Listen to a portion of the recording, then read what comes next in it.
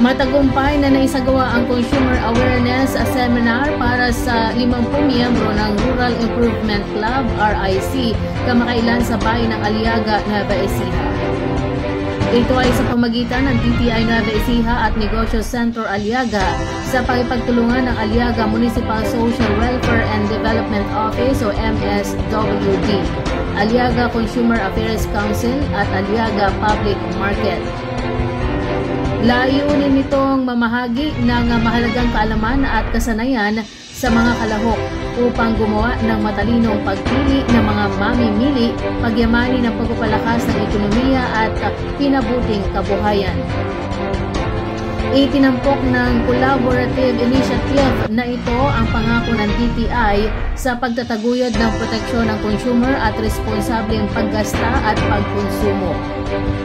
Ang RIC, isang non-government organization na technical na tinutulungan ng local government unit at pinakilos para sa mga socio-economic na proyekto na layuning mapahusay ang kagalingan at pagunlad ng mga komunidad sa kanayunan.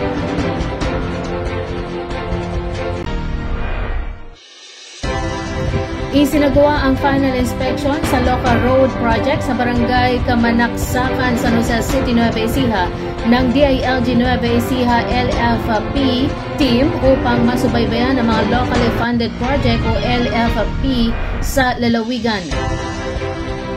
Isa sa ininspeksyon ay ang lokal na proyekto sa pagkongkreto ng kalsada sa nasabing barangay, kung saan nagsimula itong gawin noong Enero taong kasalukuyan.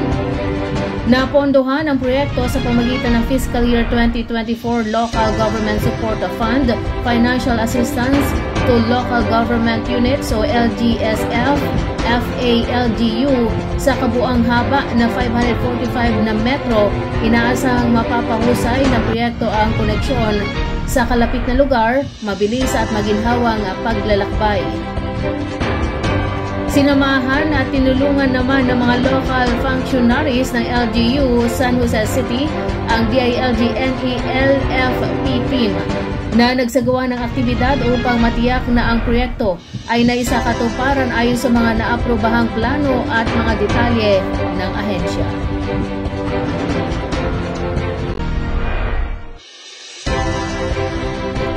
Napasaya ng Philippine Center for Post-Harvest Development and Mechanization of PhilMec ang mga may edad at kabataang babae sa Home for the Aged San Jose at ang Home for the Girls sa Palayan City sa isinagawang outreach program ng ahensya.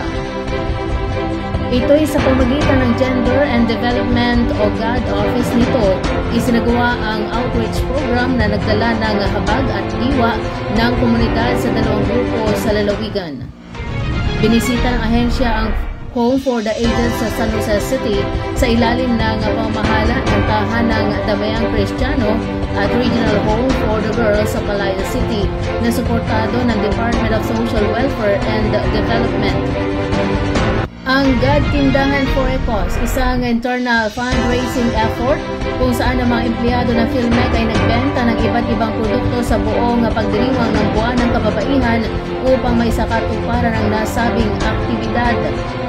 Ang GAD Technical Working Group at staff ng Procurement Division ay nakipag-ugnayan sa mga benepisyaryo sa pamagitan ng isang maikling programa at pamahagi ng mga mahalagang bagay at mga hygiene kits. Ang aktibidad na ito ay umaayon sa tema ng Pambansang Buwan ng Kababaihan ngayong taon na nagsusulong para sa progreso at inklusibong kinabukasan para sa lahat. Sinasalamin nito ang patuloy na pangako ng PhilMec sa mga programang tumutugon sa kasarian at serbisyo sa komunidad. Ang programa ng GAD ng PhilMec ay umaasa na magbibigay ng inspirasyon sa higit pang mga hakbangin na nagtataguyod ng mga karapatan at kapakanan ng kababaihan, matatanda at kabataan, hindi lamang sa buwan ng kababaihan kundi sa buong taon.